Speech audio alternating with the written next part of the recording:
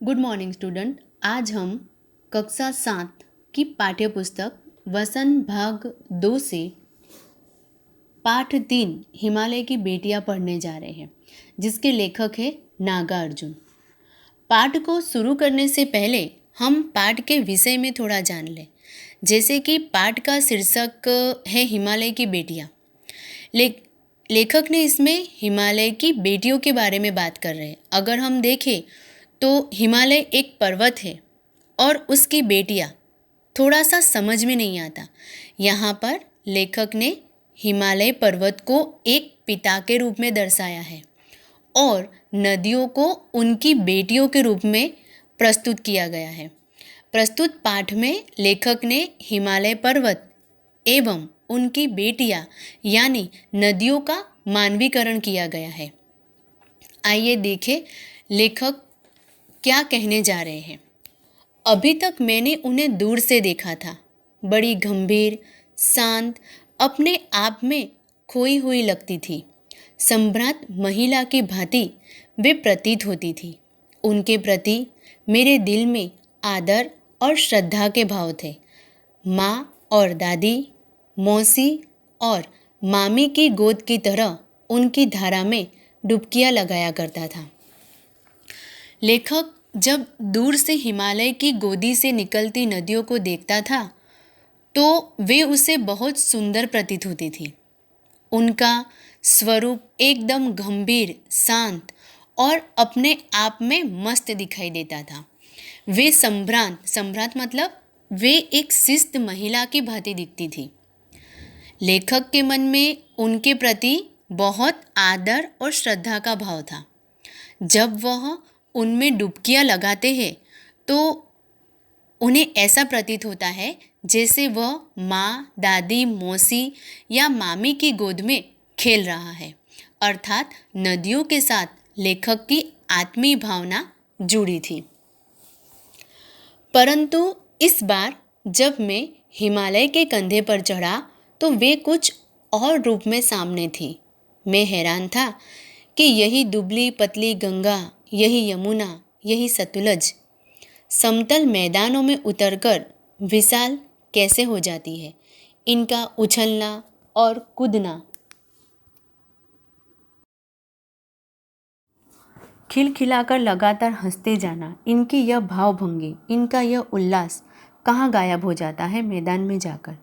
किसी लड़की को जब मैं देखता हूँ, किसी कली पर जब मेरा ध्यान अटक जाता है, तब भी इतना कौतूहल और विस्मय नहीं होता जितना कि इन बेटियों की बाल लीला देखकर। यहाँ पर लेखक कहने जा रहे हैं कि बहुत वर्षों तक लेखक नदियों को काफ़ी दूर से देखते रहे, लेकिन एक बार वह हिमालय की काफ़ी चढ़ाई चढ़ा तो उसे नदियों का बदला हुआ आकर्षक रूप देखने का अवसर प्राप्त हुआ। उसे बहुत हैरानी थी। पर्वतों के मध्य तो गंगा, यमुना, सतलज कितनी दुबली पतली दिखती है, लेकिन समतल धरातल पर यानी कि मैदान पर पहुंचते ही विशाल रूप में बदल जाती है।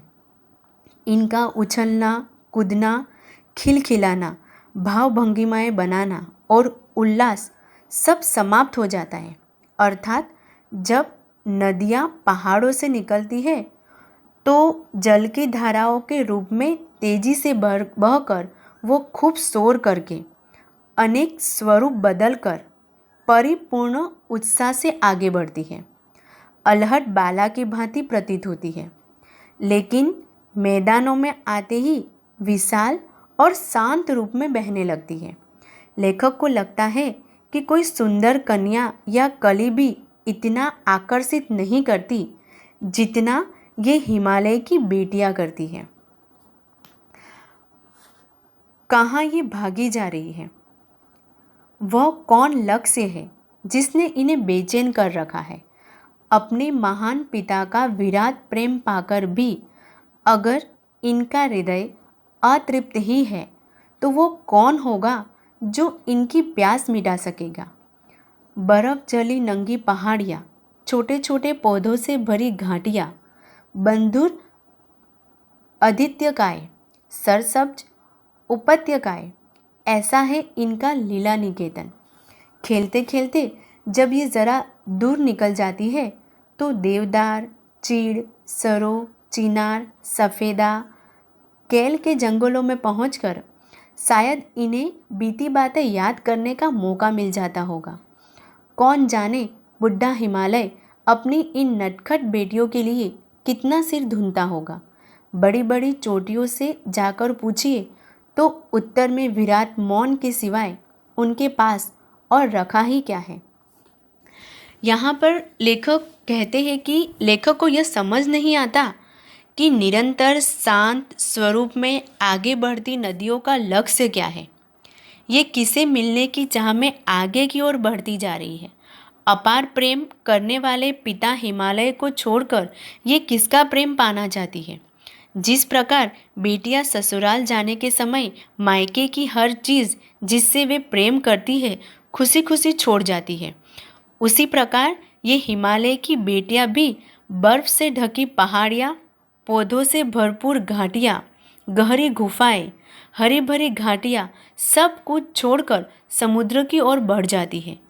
कुछ आगे बढ़कर देवदार, चीड़, सरो, चिनार, सफ़ेदा, केल के जंगलों में जाकर उन्हें अवश्य अपने बचपन की याद आती होगी।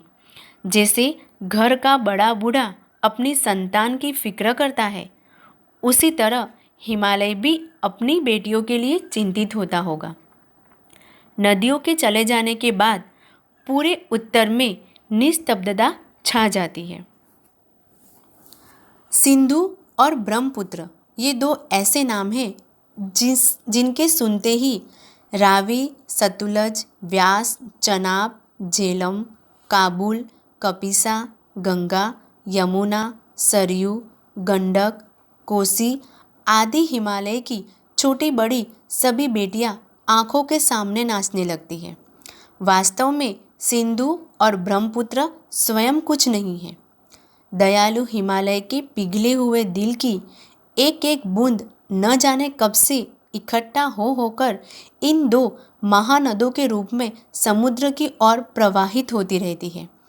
कितना सौभाग्यशाली है वह समुद्र जिसे पर्वतराज हिमालय की इन दो बेटियों का हाथ पकड़ने का श्रेय मिला। यहाँ पर लेखक कहना चाहते हैं कि सिंधु और ब्रह्मपुत्र दो ऐसी महानदियाँ हैं जो हिमालय के हृदय की बर्फ की पिघली बूंदों से अपना अस्तित्व पाती है और निरंतर समुद्र की ओर प्रवाहित होती है। इन्हें महानद भी कहा जाता है, लेकिन इनको देखकर लेखक की आंखों के सामने हिमालय की अन्य पुत्रियों अर्थात छोटी बड़ी सभी नदियाँ जैसे रावी, सतलज, व्यास, चनाब, झेलम, काबुल, कपिसा, गंगा, यमुना, सरयू, गंडक, कोसी आदि का सुंदर स्वरूप भी लेखक के सामने छाने लगता है। बस बच्चों, आज हम इतना ही पढ़ेंगे। आगे का पाठ हम अगले वीडियो के अंदर पढ़ेंगे।